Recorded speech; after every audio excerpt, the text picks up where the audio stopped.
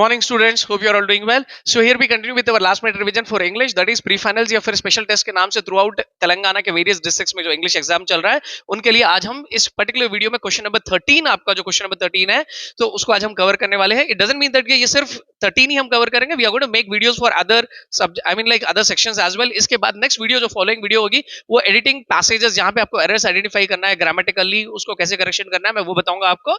इस particular video में हम क्या देखने वाले हैं कि जो आपका क्वेश्चन नंबर 13 है जिसमें आपको एक पैसेज दिया जाएगा, उस पैसेज में 6 सेंटेंसेस मार्क किए जाएंगे. आउट ऑफ 6 आपको 4 चूज करते हुए उसको दोबारा आपको रीराइट करना है, आपको सेंटेंसेस को लिखना है as directed as instructed. Fine. So usually every sentence will carry 2 marks. It's like you know के मोर स्कोरिंग चैप. आपको ये सेक्शन है जिसका वेटेज 8 मार्क्स है. Easy, you can score 8 marks. ठीक है, बिना कुछ करेंगे. बस आपको समझना है कि सेंटेंसेस कैसे आपको लिखना है. मैं आपको इसका स्ट्रक्चर बताऊंगा, ग्रामर के रूल्स बताऊंगा कि आपको कैसे लिखना है. जैसे कि यहाँ देख सकते हो कि अब यहाँ पे 3 सेंटेंसेस, दीज 3 सेंटेंसेस 7 to 9 तक जो नंबर्ड है, they have to be started with though, no sooner. Okay, उसी तरह no other, not only but also. तो ये कैसे कंपैरिजन होता है, कब यूज करते हैं, इसमें क्लॉज क्या है, रिजल्ट क्या है, ये सारी चीजें मैं आपसे बताने वाला हूं. So let's dive in. सो ये पहले हम पहला सेंटेंस स्टार्ट करते हैं. यहाँ पे क्या कहा जा रहा है, you are the most beautiful bird in the world. एक और चीज मैं आपको पहले बता दूं कि I have picked up the isolated sentences. ये पैसेज के सेंटेंसेस है, ये आपके प्रीवियस ईयर के क्वेश्चन पेपर के सेंटेंसेस है. अभी मैंने पूरा पैसेज नहीं लिया, उसमें से एक सेंटेंस पिक करके मैं आपको बता रहा हूं. ठीक है, तो I mean that will be in A context, आप उसको और इजीली कर सकते हो. ठीक है, चलो. तो यहाँ पे क्या कहा जा रहा है, you are the most beautiful bird in the world. इसको अच्छे से आपको पढ़ना है. तो आपको कैसे लिखना है कि आपको स्टार्ट करना है नो अदर से. तो नो अदर कब यूज होता है कि नो अदर, कोई और नहीं, कोई दूसरा नहीं. तो जब आपको दो चीजों को कंपेयर करना है, सुपरलेटिव कंपैरिजन. आपको कंपैरिजन का आइडिया है ना, 3 डिग्रीज ऑफ कंपैरिजन है, राइट?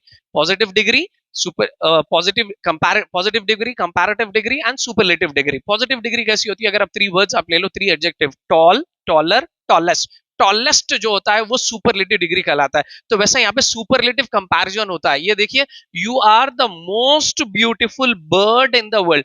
मोस्ट ब्यूटीफुल, देखो टॉल, टॉलर, टॉलेस्ट, कुछ ऐसे एडजेक्टिव्स है जहां पे आप ER और EST ऐड कर सकते हो. But whereas there are certain adjective, जैसे कि ब्यूटीफुल है तो ये ब्यूटीफुल है, पावरफुल है. ये जो FUL वाले जो एडजेक्टिव्स है, इसको हम ER EST नहीं ऐड करते. तो इंस्टेड हम लोग क्या करते हैं, उससे पहले मोर या मोस्ट लिखते हैं. अगर हम लिख रहे हैं, जैसे कि अब यहाँ पे आप देख सकते हो, there is a word like more here, more interesting. तो इसका मतलब है कि ये कंपैरेटिव डिग्री है. अगर आप मोस्ट पावरफुल, मोस्ट ब्यूटीफुल कहते हो तो ये सुपरलेटिव डिग्री है, हाईएस्ट डिग्री ऑफ कंपैरिजन. ठीक है, तो यहाँ पे हाईएस्ट डिग्री ऑफ कंपैरिजन के लिए नो अदर यूज किया जाता है. नो अदर, कोई इनके जैसा कोई है ही नहीं. This is very unique.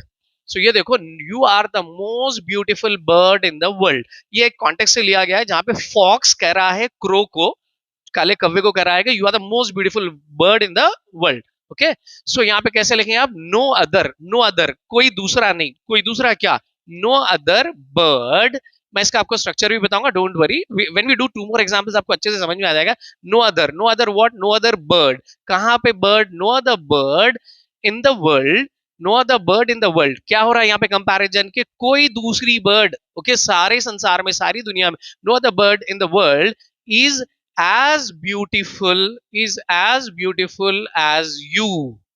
ठीक है, सो एक और चीज आपने अगर नोटिस की कि जब हम ये सुपरलेटिव कंपैरिजन तो कर रहे हैं, हम देखिए मोस्ट ब्यूटीफुल, आप सब में ब्यूटीफुल हो, ये सुपरलेटिव कंपैरिजन. जब अब यहां आप नो अदर के साथ लिखते हो तो वो फिर सिर्फ पॉजिटिव डिग्री में आएगा. देखो, ये ब्यूटीफुल से पहले यहाँ पे मोस्ट नहीं है, we have to drop it. Okay, instead यहाँ पे कंपैरिजन के लिए यहाँ पे एज यूज किया जाता है. देखो, नो अदर, हम 2 और सेंटेंसेस लिखेंगे तो आपको बेहतर कंपैरिजन मिल जाएगा. Better, no other bird in the world is as beautiful as you. Okay, और यहाँ पे किसी तरह के टेंसेस चेंज हो गए, यानी पास्ट टेंस, पास्ट टेंस कुछ भी नहीं. यहाँ पे जो टेंस दिया गया आपको वही कंटिन्यू करना है. ये देखें, the fox was the most powerful animal. एक स्टोरी है टाइगर और फॉक्स की. वहां पे फॉक्स अपने आप को प्रिटेंड करता है, अपने आप को बताता है कि I am more powerful than okay the tiger. So वो कॉन्टेक्स्ट से लिया गया है. The fox was the most powerful animal. So यहाँ पे कंपैरिजन कैसे कर रहे हैं अपन, कि फॉक्स को कंपेयर कर रहे हैं with all the other animal. कोई एनिमल इसकी उतना पावरफुल नहीं है. No other, no other what, no other animal, no other animal. No other animal क्या, no other animal is, no other animal is क्या करेंगे आप, पावरफुल. वो वर्ड लेंगे हम जो कंपैरिजन का वर्ड है, जैसा कि यहाँ पे था, देखो, no other bird is beautiful. ठीक है, no other animal is powerful. Okay, no other animal is as powerful. Okay, as भी लिखना पड़ेगा. No other animal is as powerful as powerful as whom, as the fox. Okay ये specific है इसलिए यहाँ पे हम दा लिख रहे हैं। No other animal is as powerful as the fox. उसी तरह देखो नो अदर बर्ड, यहाँ पे यानी यहाँ पे फॉरेस्ट वगैरह नहीं दिया गया तो हमने नहीं लिखा, यहाँ पे इन द वर्ल्ड कहा गया तो इसीलिए हमने इन द वर्ल्ड लिखे हम, नहीं तो उसके बिना आप देखो no other bird, no other animal is as beautiful as you. यहाँ पे क्रो नहीं मेंशन किया गया, अगर क्रो मेंशन करते like the crow is the most beautiful bird in the world तो ये क्या होता, no other bird in the world या फिर no other bird is as beautiful as crow. ठीक है, चलो एक और हम करते हैं। This book is more interesting than all the others. देखो यहाँ पे एक कैच है कि यहाँ पे मोस्ट, मैंने जब स्टार्ट किया तो मैंने कहा कि this is like superlative comparison, highest degree. तो हाईएस्ट डिग्री में मोस्ट मोस्ट यूज होता है। ओके अगर जब आप आई मीन लाइक जब ईएसटी नहीं लगा पाते हो तो यहाँ पे फिर मोर यूज हुआ ना, ये तो कंपैरेटिव डिग्री है।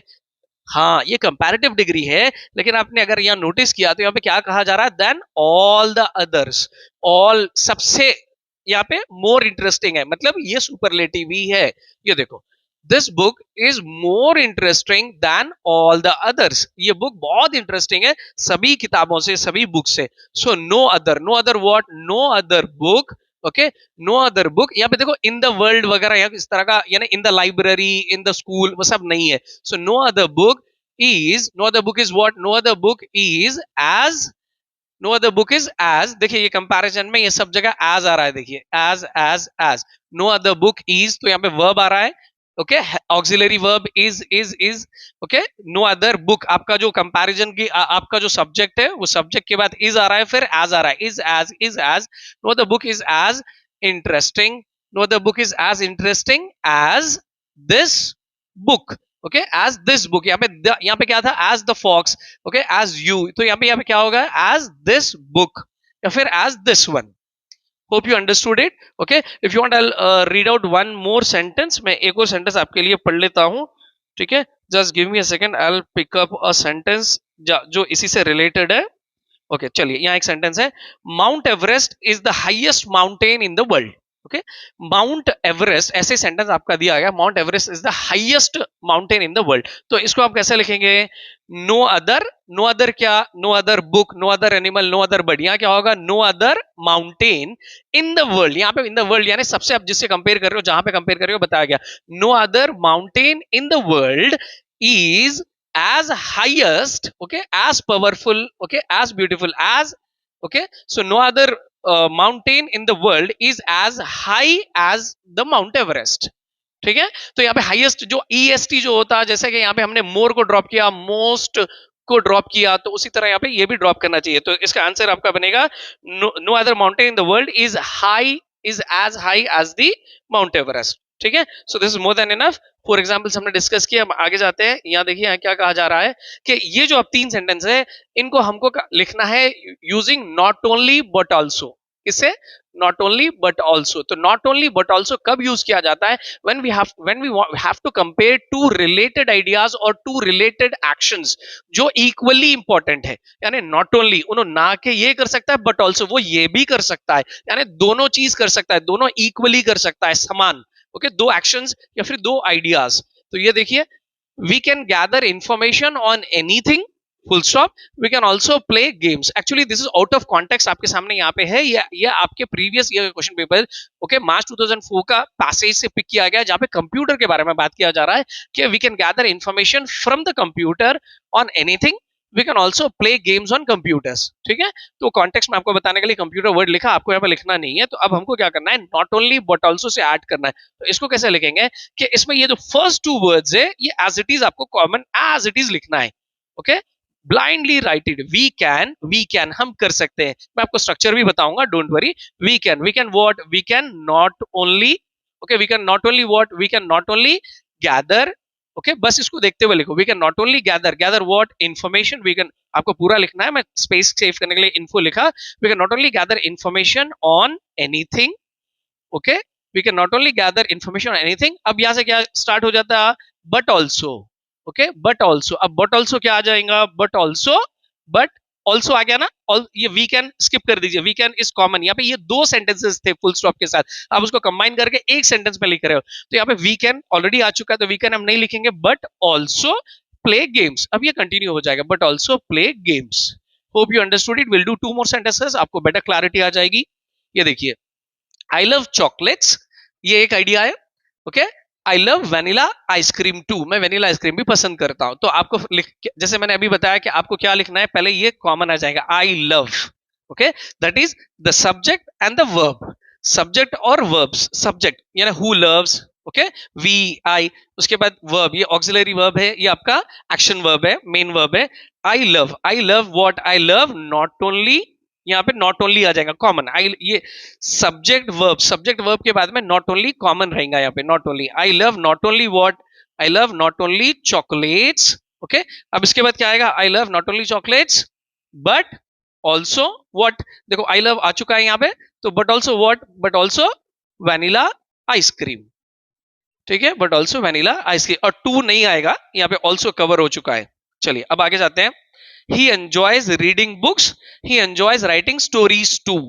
फाइन, तो इसको कंबाइन करिए। मैंने जैसे बताया आपको क्या करेंगे, सब्जेक्ट ही, जो भी सब्जेक्ट है वो लिखो, फिर उसके बाद आपका पहला वर्ब लिखो। he enjoys what, he enjoys not only reading books, ठीक है, he enjoys not only reading books। अब इसके बाद क्या होगा, he enjoys is already covered here, but also writing stories.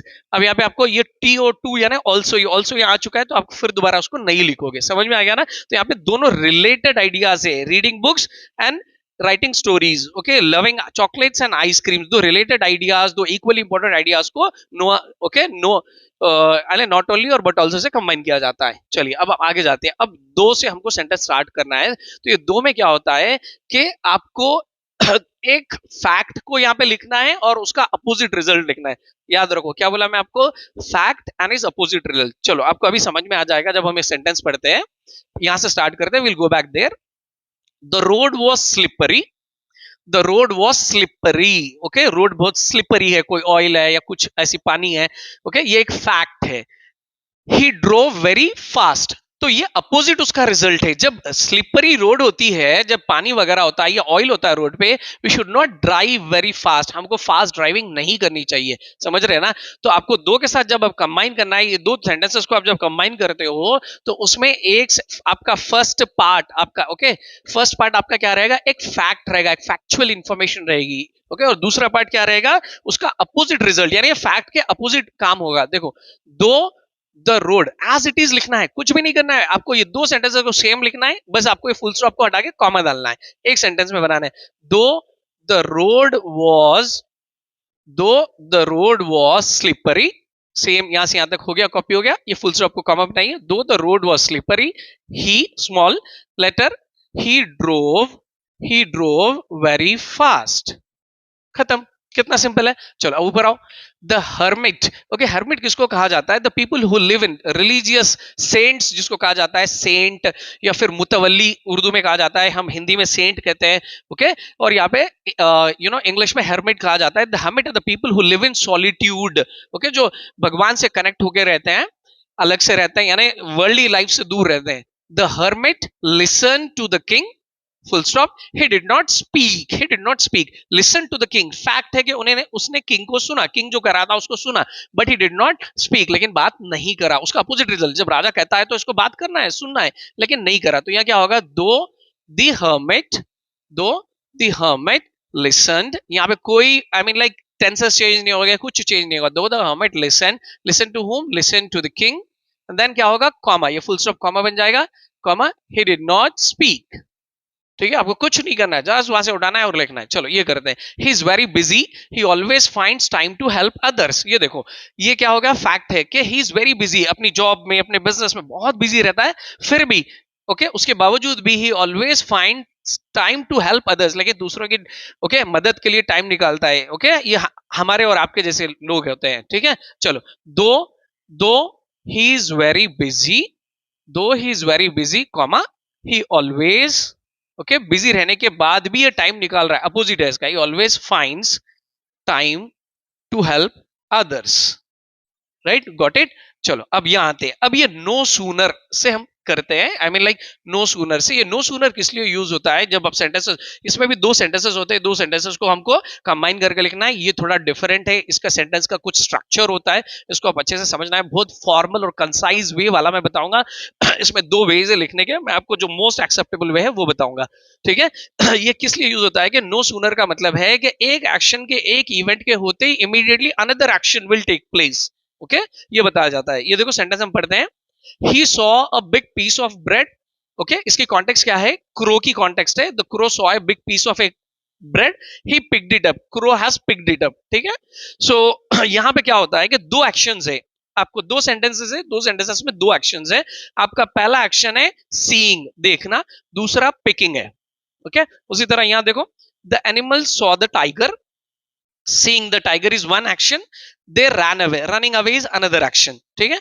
दो सेंटेंसेस, दो एक्शंस है। I reached the station, the train departed, okay, the train departed, और ट्रेन निकल गई, ट्रेन चले गई, दो एक्शन। तो आपको इसमें क्या करना है, जब आप नो सूनर के साथ लिख रहे हो तो आपका जो फर्स्ट एक्शन रहेगा इसको आपको बेस फॉर्म में लाना है, V1 फॉर्म में लाना है। ये V2 फॉर्म है, सॉ, ओके, जैसे यहाँ पे दोनों में भी सॉ है, सॉ, सी, सॉ, ओके। रीच्ड, रीच, इसका फर्स्ट फॉर्म, वर्ब का फर्स्ट फॉर्म V1 फॉर्म में आपको लाकर यहाँ लिखना पड़ेगा, ओके। नो सूनर, और यहाँ पे आप कैसे स्टार्ट करोगे, इसका एक स्ट्रक्चर होता है, नो सूनर डिड, आपको डिड से स्टार्ट करना पड़ेगा, यहाँ पे डिड लिखना पड़ेगा, और एक वर्ड यहाँ पे दैन आएगा। कैसे आएगा, अभी देखिए, नो सूनर डिड, ये सेम रहेगा, नो सूनर डिड ही सी, ये एक्शन को आपको चेंज करना पड़ेगा। अभी मैं बताऊंगा कि क्यों चेंज करना पड़ेगा, just I will tell you, just hold on yourself. No sooner did he see a big piece of bread, no sooner did he see a big piece of bread, comma, okay, sorry, comma नहीं दो, no sooner did he see a big piece of bread than, यहाँ पे than आएगा, okay, I'll use another color ताकि आपको structure समझ में आ जाए, okay, than he picked it up, ठीक है, he picked it up। एक और हम करते हैं, तब उसके बाद हम स्ट्रक्चर देखते हैं। ये देखो, नो सूनर के बाद आपको क्या लिखना है, डिड आएगा, आपको कैसे भी आपको डिड लिखना है। I'll come back, I'll tell you कि ये डिड के बाद ये सॉ को हमने सी क्यों बनाया। नो सूनर डिड, ओके, यहाँ पे सब्जेक्ट कौन है, सब्जेक्ट यहाँ पे, जैसा कि यहाँ पे सब्जेक्ट था ही, यहाँ पे सब्जेक्ट कौन है, animals.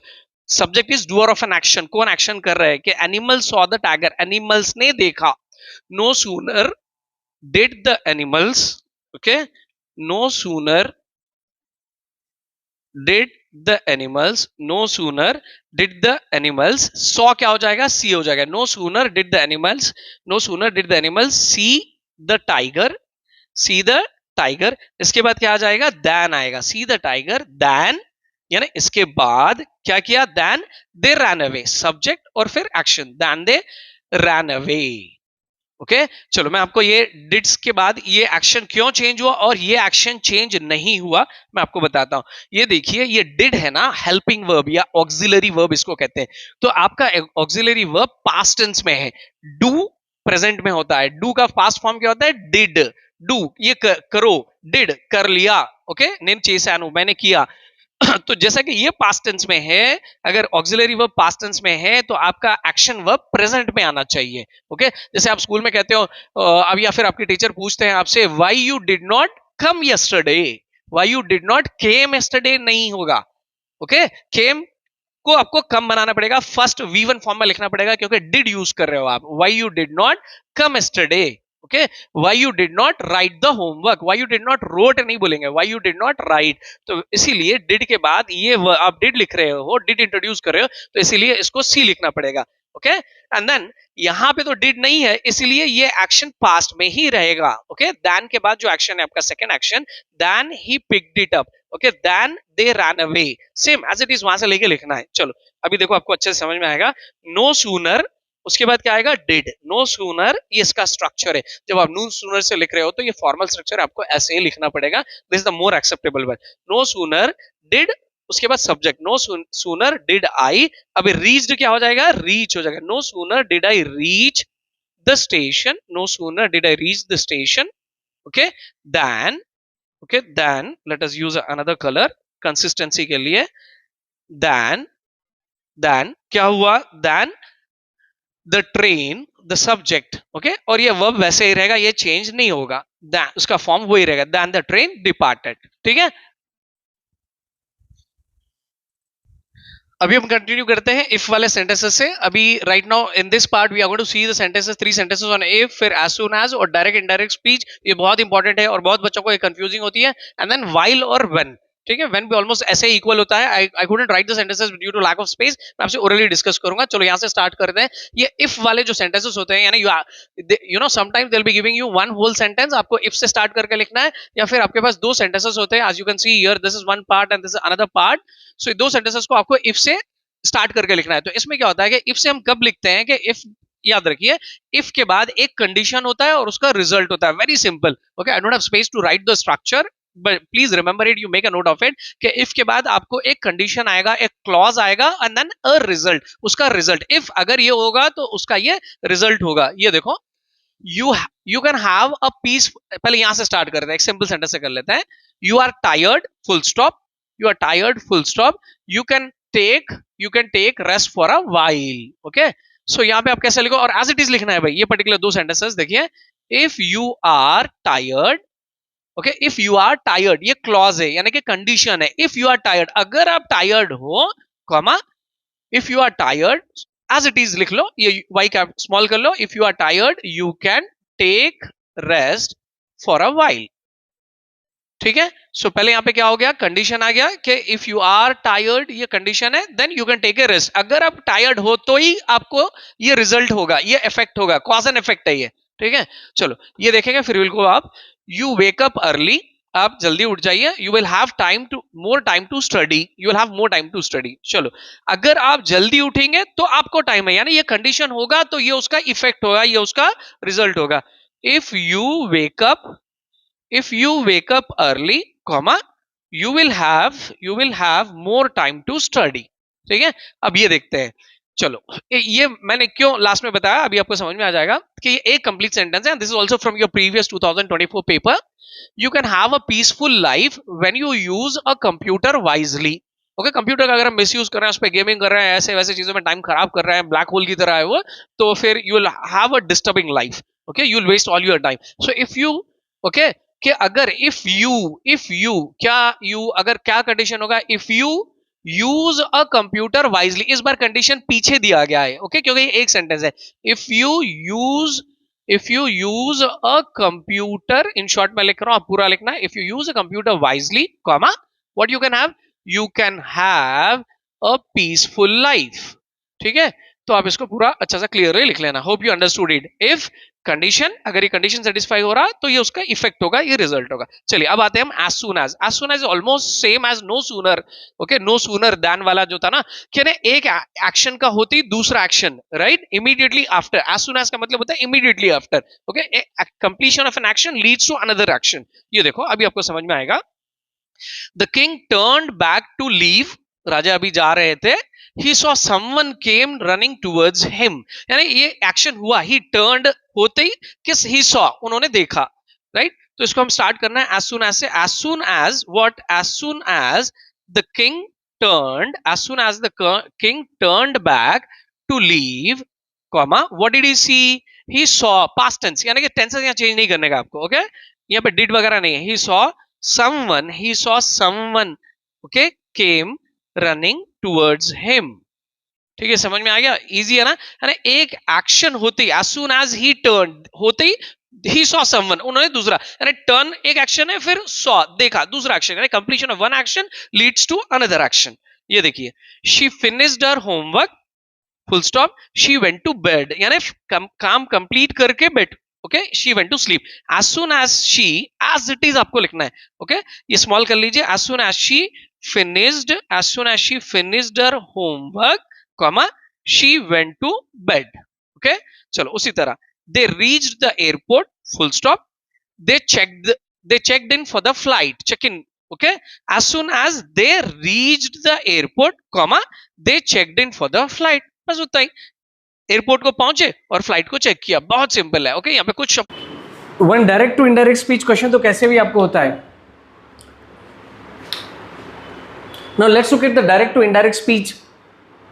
Direct to indirect speech आपको इसमें कैसे भी एक क्वेश्चन पूछा जाएगा। सो हम कुछ वैरायटीज देख, डायरेक्ट टू इनडायरेक्ट स्पीच तो क्वेश्चन एक क्वेश्चन तो आपको डायरेक्ट टू इनडायरेक्ट स्पीच पे कैसे भी होगा 2 मार्क्स के लिए। So let's look at some examples, और before we dive into the examples पहले हम ये देखते हैं कि डायरेक्ट स्पीच किसको कहते हैं, इनडायरेक्ट स्पीच किसको कहता है। ये देखिए यहाँ पे आपके पास कुछ फर्स्ट जो सेंटेंसेस है, she said I am going to the market, he said I will crush you to the death, the king said to the hermit I have come to you to get answers for 3 questions.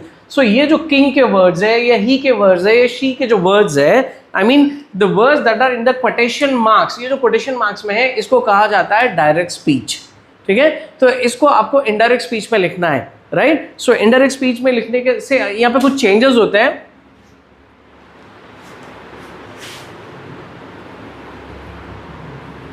आपको direct to indirect speech का एक question कैसे भी आने वाला है। Okay, आपको direct to direct speech का क्वेश्चन तो कैसे भी आने वाला है। So let's have some examples. यहाँ पे हम कुछ एग्जांपल्स देखते हैं। तो पहले हम ये समझेंगे कि डायरेक्ट स्पीच किसको कहते हैं, इनडायरेक्ट स्पीच किसको कहते हैं। देखिए, अगर किसी के वर्ड इस तरह कोटेड है, अगर ये कोटेशन मार्क्स में आ रहे हैं, तो इसको कहा जाता है direct speech. Let's look at some examples. She said I am going to the market. So उसने कहा कि वो मार्केट जा रही है, तो उसके वर्ड्स जो है ना, she is someone. Okay, similarly the he said I will crush you all to death. So he is someone who said these words। तो ये डायरेक्ट स्पीच होती है, तो इसको हमको इनडायरेक्ट में लिखना है। इनडायरेक्ट में लिखने का मतलब होता है, देखिए कि this is the conversation between 2 individuals. Okay, he is saying this to someone, जिससे भी कर रहा है, तो दो के बीच में कन्वर्सेशन है, हम थर्ड पर्सन है इसको लिखने वाले हैं, तो ये हम इनडायरेक्ट स्पीच में इसको लिखेंगे। ठीक है, so whenever you write something direct speech to indirect speech, तो यहाँ पे कुछ चीजें चेंज होती है। क्या चीजें चेंज होती है, ये देखो, हेल्पिंग वर्ब्स चेंज हो गए।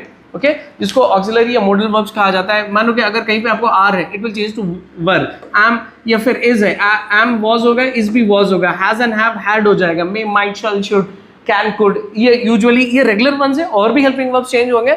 और उसी तरह आपको कोई भी जो प्रोनाउंस होते हैं, मोस्टली फर्स्ट पर्सन प्रोनाउंस या सेकंड पर्सन प्रोनाउंस है, all those persons, I mean like first और second person pronouns have to be change into the third person pronouns में आप उसको चेंज करना पड़ेगा। जैसा कि यहाँ पे आई, यहाँ पे देखिए, I am going to the market, I will, I जो होता है ना, I will change either to he और she based on the gender. अब यहाँ पे शी था, okay, she the female gender, तो ये आई क्या हो जाएगा, शी होगा। शी वॉज, एम क्या होगा, वॉज हो जाएगा। You can see that. मैं आपको सेंटेंसेस करके बताऊंगा, तो मैं आपको जस्ट एक आइडिया दे रहा हूँ कि प्रोनाउंस भी आपको चेंज हो गए। You have a list of pronouns जो चेंज होंगे। कहीं आपके पास वी है तो वो दे हो जाएगा, कहीं आर है तो देर हो जाएगा। उसी तरह यहाँ पे ये डेमोन्स्ट्रेटिव प्रोनाउन है, ये पर्सनल प्रोनाउंस नहीं होते हैं। अगर कहीं दिस है तो दैट विल बिकम दैट, ये दैट हो जाएगा। ठीक है, और टाइम वर्ड्स भी चेंज हो गए। टाइम वर्ड्स यानी कि जैसे कि टुडे है, अगर आपको यहाँ पे कहीं पे क्वेश्चन में आपको टुडे आ रहा है someway, so that will change to that day. Okay, जब इसका आप ये इनडायरेक्ट स्पीच आप लिखते हो, तो अगर कहीं पे टुडे वर्ड है तो it is going to change to that day, tomorrow will change to next day, yesterday will change to the previous day। so keep these things in mind, and keeping this in mind let's change this। so ये देखिए, मैं आपको एक और चीज बताता हूँ, reporting verbs. What is that, reporting verbs, इस पे भी ध्यान देना। ओके, रिपोर्टिंग वर्ब्स किसे कहते हैं, ये जो वर्ड्स आपको दिख रहा है ना, सेड या फिर यहाँ पे टोल्ड है या रिक्वेस्टेड है, इसको रिपोर्टिंग वर्ब्स कहा जाता है। ठीक है, so keep that in mind. कि अब मैं आपको क्योंकि कुछ स्ट्रक्चर्स बताऊंगा, चलिए पढ़ते हैं। She said I am going to the market. Okay, किसी ने कहा, किसी लेडी ने कहा, शी सेड, यहाँ पे अब आई क्या हो जाएगा, I will change to what, he और शी। तो यहाँ पे कॉन्टेक्स्ट क्या है, फीमेल जेंडर है, तो ये क्या हो जाएगा, शी। ओके, शी सेड, और शी लिखने से पहले देखो, ये तो एज इट इज चेंज होगा नो डाउट, लेकिन इससे पहले आपको क्या करना पड़ेगा, यहाँ पे आपको लिखना पड़ेगा that. Okay, there is a rule, always said is followed by that. ये रिपोर्टिंग वर्ब अगर सेड है तो इसके इमीडिएट बाद दैट आने वाला है। ठीक है, she said that I. Okay, so ये आई हो गया, शी, एम क्या हो जाएगा आपको, वॉज हो जाएगा, क्योंकि आपको पास्ट टेंस में लिखना है। देखो, ये हेल्पिंग वर्ब जो चेंज हो रहे हैं ना, तो ये प्रेजेंट फॉर्म में, इसको आपको पास्ट फॉर्म में बदलना है। Okay, she said that she was. Okay, ये क्या है आपका, गोइंग, ये चेंज नहीं होगा। ओके, हेल्पिंग वर्ब चेंज हो गया, she was going to the market. ठीक है, अंडरस्टूड, फाइन। कि देखो यहाँ पे ये जो गोइंग वाला वर्ब है, एक चीज ध्यान में रखो, ये आपका हेल्पिंग वर्ब था, ये एम इज, ये हैज, हैव, मे, माइट, ये हेल्पिंग वर्ब्स है, ये मेन वर्ब है आपका। ठीक है, ये हेल्पिंग वर्ब है, ये मेन वर्ब है आपका। गोइंग, ओके, एक्शन हो रहा है। तो अगर पहले वाला वर्ब यानी कि हेल्पिंग वर्ब अगर पास्ट टेंस में चेंज हो चुका है, अगर ये पास्ट टेंस में है, सो इसके बाद जो मेन वर्ब आ रहा है इस पर्टिकुलर क्लॉज में वो चेंज नहीं होगा। This is the rule, keep this in mind. तो इसके बेस पे हम और क्वेश्चंस देखते हैं। ये देखो, he said I will crush you all to death. Actually ये सेंटेंसेस मैंने रैंडमली पिक किए हैं, कॉन्टेक्स्ट ये आपको कॉन्टेक्स्ट में दिए जाएंगे। यहाँ पे एक कॉन्टेक्स्ट है जहाँ पे एक हाथी कर रहा है, एक एलिफेंट कर रहा है, एंड्स से कर रहा है कि I will crush you all to the death, मैं अपने पैर के नीचे तुमको कुचल दूंगा, मसल दूंगा, ठीक है। सो ही सेड के बाद क्या आने वाला है, दैट, ही सेड दैट, क्या बोला उसने, he said that I will change to what, he, क्योंकि मेल जेंडर है, ओके। विल क्या चेंज हो जाएगा, will change to would, he would, okay, he would crush. अब ये एक्शन वर्ब है, ये चेंज नहीं होगा क्योंकि विल चेंज हो गया वुड पे, तो ये क्रश मेन वर्ब चेंज नहीं होगा। अगर आपको कहीं पे, आपको एक और मैं क्वेश्चन बताऊंगा जहां पे आपको हेल्पिंग वर्ब नहीं है जो चेंज होने वाला, मेन वर्ब से पहले हेल्पिंग वर्ब अगर चेंज हो गया तो हेल्पिंग मेन वर्ब चेंज नहीं होगा। तो एक ऐसा केस यहाँ पे है जहां पे हेल्पिंग वर्ब पहले नहीं आ रहा है, तो आपको मेन वर्ब को चेंज करना है। Keep that in mind. He said that he would, will changes to would, crush you all, crush you all। देखो you all कर रहा है तो ये प्लूरल में लेना है, तो crush you will change to them, ये them में हो जाएगा, ठीक है। क्योंकि you एक्चुअली एक एक एंड नहीं है, बहुत सारी एंड्स है। you आपको वैसे पता है कि बहुत सारे हैं, यहाँ पे क्या क्या यूज किया जा रहा है, all, you all, so crush them all to death। Did you understand? He said that I will change to he, will change to would, he would crush you all, crush them all, it will be, okay, crush them all to death। Now we'll go with another one। चलिए, the king said to the hermit, यहाँ पे आप कुछ नया सीखोगे। The king said to the hermit, this is different from the other two sentences we have seen। How is it different? क्योंकि यहाँ पे he said, she said, किसको बोल रहा है, यहाँ पे listener कौन है वो नहीं स्पेसिफाइड किया गया था, यहाँ पे स्पेसिफाइड है। The king said to the hermit, okay, hermit in the sense monk, okay, एक मॉन्क को कहा जाता है, यू नो मॉन्क्स, जैसे बुद्धिस्ट मॉन्क्स को आप देखते हो, तो रिलीजियस हेड्स। तो the king said to the hermit, राजा ने हेरमिट से कहा, क्या कहा, I have come to you, मैं आपके पास आता हूँ या आया हूँ, to get answers for 3 questions, मेरे 3 क्वेश्चंस का सवाल का जवाब चाहिए। तो यहाँ आप नोटिस किया कि यह किंग किसको कह रहा है, हेरमिट को, यानी लिजनर इज स्पेसिफाइड। जब अगर यू नो यहाँ पे स्पीकर के साथ लिजनर स्पेसिफाइड है तो यहाँ पे सेड नहीं होगा, यहाँ पे टोल्ड होगा। देखो अनलाइक यहाँ पे क्या था, यहाँ पे सेड था, सेड एंड ऑल, ओके, यानी आपके आंसर में भी आपको सेड था, यहाँ पे सेड नहीं, यहाँ पे टोल्ड है। क्यों? क्योंकि यहाँ पे लिजनर स्पेसिफाइड है, यहाँ पे लिजनर स्पेसिफाइड नहीं था। ही सेड किसको बोला वो मेंशन नहीं है, शी सेड पता नहीं कौन है। तो लिजनर जब स्पेसिफाइड है तो it's going to be told, ये टोल्ड होगा। अगर टोल्ड है ओके तो इमीडिएटली उसके बाद दैट नहीं आएगा, या दैट नहीं आएगा, यहाँ पे ऑब्जेक्ट आएगा यानी कि लिजनर आएगा, उसके बाद दैट आएगा, ठीक है। ये देखो जैसे कि यहाँ पे क्या था कि ही said that, she said that था ना, वैसा द किंग टोल्ड दैट नहीं होगा। क्या होगा इसके बाद, the king told, to whom did he tell? The king told the hermit, the king told the hermit, okay, राजा ने कहा हेरमिट से दैट, अब यहाँ पे दैट आएगा, समझ रहे हो कि यहाँ पे कर्ता, the doer of an action, subject, फिर देन टोल्ड के बाद में यहाँ पे ऑब्जेक्ट जिससे वो कह रहा है, राजा जो स्पीकर है और ये लिजनर है, उसके बाद में दैट आएगा, ठीक है, समझ रहे हो ना। टोल्ड के बाद आपको यहाँ पे लिजनर आएगा, ऑब्जेक्ट आएगा, उसके बाद दैट आना है, सेड में इमीडिएटली बाद आता है। The king told the hermit that, क्या कहा उसने, the king told the hermit that I have कम, तो ये भाई आई क्या लिखेंगे, किंग है, मेल जेंडर है, तो क्या लिखेंगे ही, और ये हैव, हेल्पिंग वर्ब हैव क्या चेंज हो जाएगा into had, he had come, okay, he had come to you, यहाँ पे you क्या चेंज हो गया, him, hermit मेल जेंडर है तो यहाँ पे him होगा, he had come to him, okay। अब ये फीमेल जेंडर तो नहीं है, he had come to him to get answers for 3 questions, वो आप लिख लेना। Got it? Getting my point? आपको थोड़े और सैम्पल प्रैक्टिसेस करना चाहिए, मैं एक सैम्पल पिक करके बता रहा हूँ। अगेन ये भी आपके प्रीवियस पेपर का क्वेश्चन है। The fox said to the crow please sing a song for me, ठीक है। सो ये भी एक छोटी सी पैसेज दी गई थी पिछली बार, last long back. The fox requested, अब यहाँ नोटिस करिए कि यहाँ पे रिपोर्टिंग वर्ब आपका सेड और टोल्ड नहीं है, जैसे यहाँ पे टोल्ड या सेड था वो नहीं है, यहाँ पे रिक्वेस्टेड है। You don't need to worry, ये लोग खुद स्पेसिफाई करेंगे आपको ये रिक्वेस्टेड या जो भी इस तरह आएगा कि ये क्या बेस पे डिपेंड होता है, ये tone of the your sentence पे डिपेंड होगा। देखो इसकी टोन क्या थी, please sing a song for me, so it's a request, तो इसलिए यहाँ पे रिक्वेस्टेड यूज किया गया। The fox requested, whom did he request, किसको इसने रिक्वेस्ट किया, the fox requested the crow, okay, the fox requested the crow, क्या रिक्वेस्ट किया उसने, to sing a song for me नहीं आएगा, क्या आ गया वो, हिम आ जाएगा, okay, me will change to him, इससे मेल जेंडर, अगर फीमेल है तो हर हो जाएगा। तो यहाँ देखो कि हमने प्लीज को ड्रॉप कर दिया, यहाँ पे हमने प्लीज नहीं लिखा, क्यों नहीं लिखा, क्योंकि यहाँ पे वर्ड आ गया request, so you know please इसी के अंदर आ गया। ये देखिए आपका sentence, the fox requested, object किसको रिक्वेस्ट किया, the fox requested the crow, किस लिए रिक्वेस्ट किया, to sing a song for him, ठीक है। चलो एक और लास्ट सेंटेंस देखते हैं। He said if all of us make a joint effort we will be able to fly away with the net. अब इसके हम कॉन्टेक्स्ट को थोड़ा सा समझेंगे। तो यहाँ पे कॉन्टेक्स्ट क्या है कि यहाँ पे पिजन्स है, कबूतर, ये they are been you know stuck, ये लोग ट्रैप हो चुके हैं एक जाले में, इनको हंटर ने जाला डाला है। तो अब ये इसमें से एक स्मार्ट वन बोल रहा है कि अदर पिजन्स को कह रहा है कि if we all make a joint effort, अगर हम सब मिलके एक साथ एफर्ट लगाते हैं, so we will be able to fly away with the net, हम नेट के साथ ही उड़ जाएंगे, ठीक है। You all know this story right, ये लोग नेट के साथ उड़ जाते हैं और कहीं जाके इनके पास चूहा मामा आके इनके नेट को काटता है। So he said, okay, he said के बाद क्या आ जाएगा आपको, दैट आएगा, ठीक है।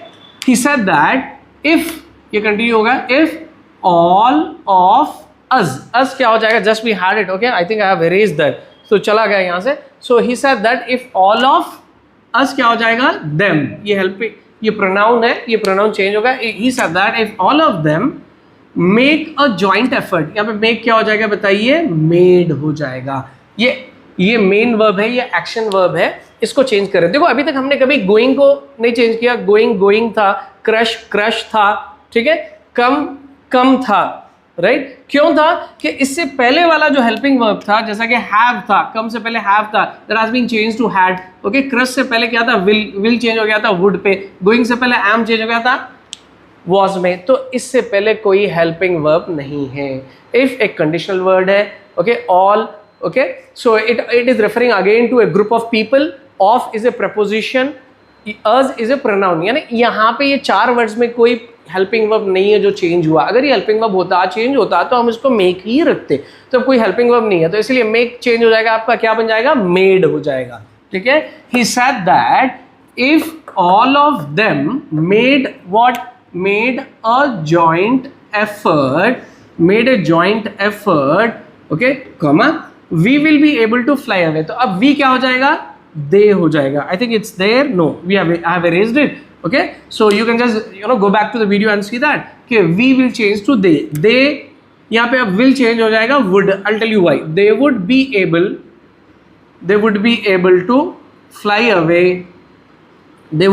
fly away with the net, ठीक है। सो यहाँ देखो एक और चीज, यहाँ पे दो क्लॉजेस थे एक्चुअली, यहाँ पे दो क्लॉजेस है इफ के साथ। ये जो इफ जो कंडीशनल वर्ड है, इफ हम सब मिलके एफर्ट लगाए, प्रयत्न किए, we will be able to fly away, तो यहाँ पे एक एक्शन हो रहा है एफर्ट लगाना, ओके, और यहाँ पे उड़ जाना, दो बातें हो रही है, दो क्लॉजेस अलग अलग है। तो फर्स्ट क्लॉज में हमने मेन वर्ब चेंज किया, मेक को मेड बनाया क्योंकि हेल्पिंग वर्ब नहीं था, वो खत्म हो गया। अभी आपका सेकंड क्लॉज था, we will be able to fly away, तो इसमें विल हेल्पिंग वर्ब है, we will be able to fly away, fly उड़ना, ये एक्शन वर्ड है। तो देखिए सेकंड क्लॉज है, फर्स्ट क्लॉज में आपने जो चेंज था कर दिया आपने, अब सेकंड क्लॉज में हेल्पिंग वर्ब अगर विल यहाँ पे चेंज हो गया वुड, ठीक है। सो विल अगर वुड हो गया तो यहाँ पे जो फ्लाई है, सो ये फ्लाई आपका मेन वर्ब स्टिल सेम है। I hope you understood. So will be meeting in the next video.